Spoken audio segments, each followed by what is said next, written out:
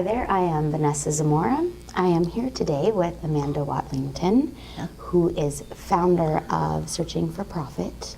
Thank you. And industry expert, I might add. Most striking That changes you've seen. are really a realization of the power of search. For a while, we saw, I always actually did a piece on it, I did a speech on it, where I looked at the history of search.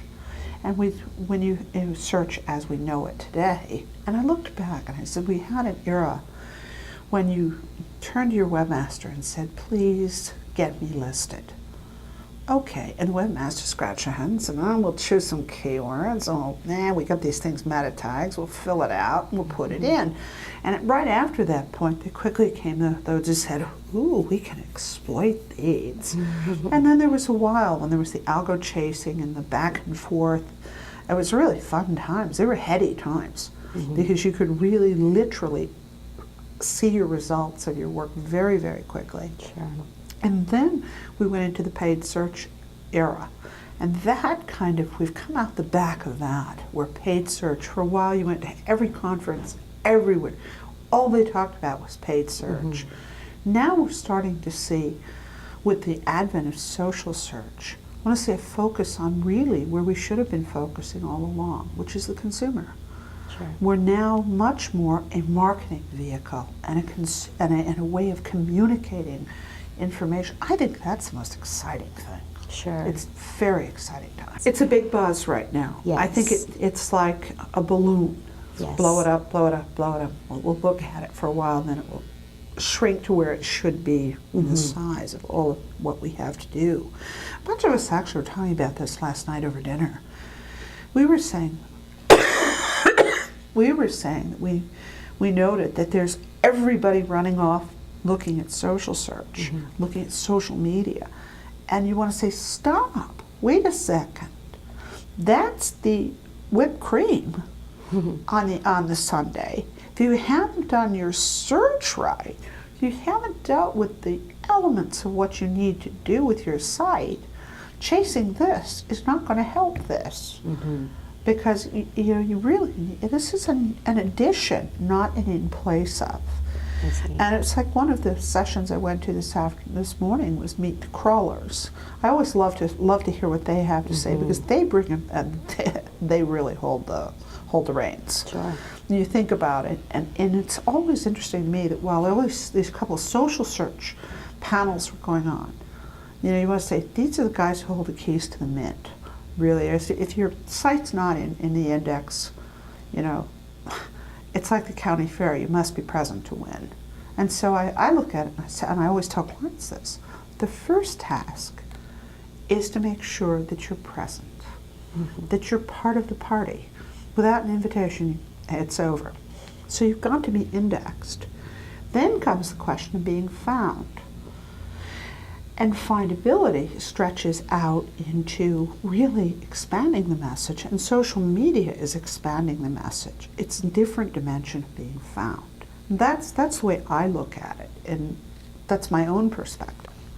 I love it. You do. I'm flatly excited about universal search. There's a couple things I like about it, and I really look at this as really, to me, absolutely the most, I think it's really cool for a couple of reasons. Number one, I've been saying all along that we have to consider our websites not just as text, but really that everything we take the time to create, whether it be an image, an audio, a video, any element that we take time, a PDF, well, if we're going to fully optimize the site, we should fully optimize every one of those digital assets.